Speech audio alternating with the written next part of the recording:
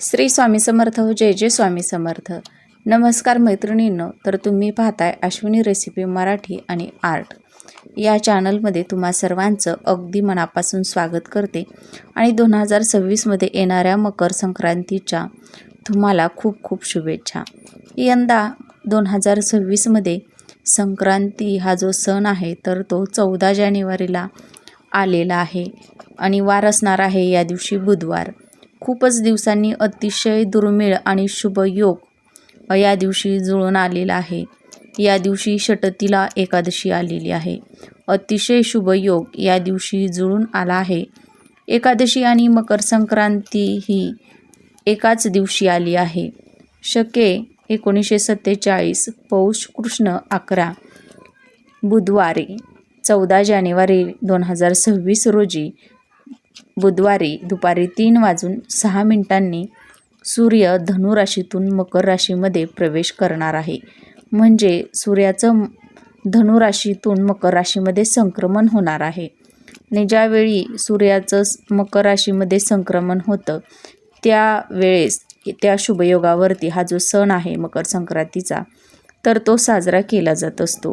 तर बघा, संक्रांतीचा पुण्यकाळ हा 14 जानेवारीला बुधवारी दुपारी 3:06 सुरू होत आहे आणि तो सूर्यास्तापर्यंत म्हणजे 6:20 असणार आहे.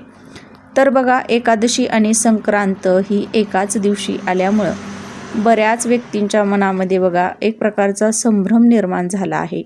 या दिवशी काय करावं, काय करू नये, उपवास कसा करावा, कधी सोडावा, वाण द्यावा का, वाण घ्यावा का, हळदी कुंकू करावं का, दान काय करावं, तर याचीच संपूर्ण जी माहिती आहे तर ती आज आपण या व्हिडिओमध्ये पाहत आहोत.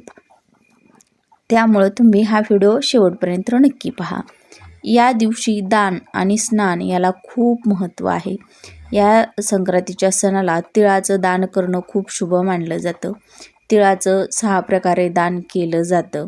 त्यासोबतच बघा, षटतिला एकादशीला देखील तिळाला खूप महत्त्व आहे आणि या दिवशी सुद्धा दानाला आणि स्नानाला विशेष असं महत्त्व दिलं जातं.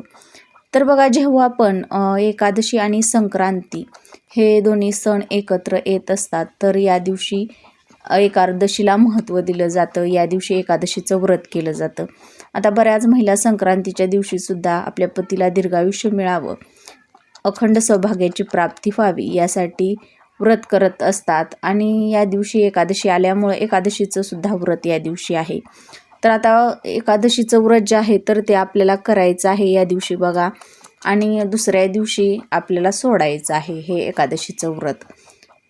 दोन्ही योग एकत्र जुळून आल्यास अशा प्रकारे हा जो उपवास आहे तर तो आपल्याला करायचा असतो.